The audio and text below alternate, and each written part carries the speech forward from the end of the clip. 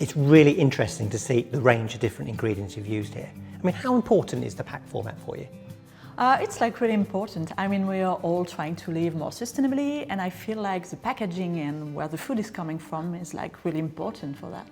But I have a question, like we're all much more aware of the issues surrounding food waste and like packaging waste, but there's still a lot of confusion about which kind of packaging is more sustainable.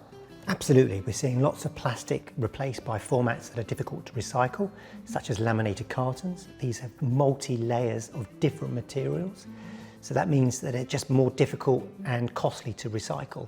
So whilst they can be recycled, they're just not being recycled at scale.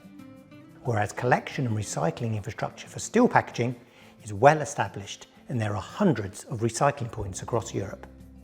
The reality is that steel is the most recycled packaging material in the world. And because metal is a permanent material, it can be used again and again. 100% of recycled steel is used to make new products.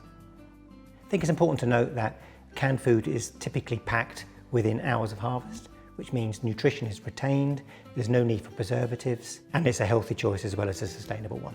Yes, I mean, I've been really impressed with the quality of canned foods. As you said, there's no preservative, yet they have a long shelf life.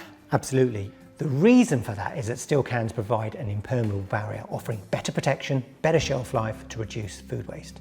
And canned food can easily outlast its 3-year best before date.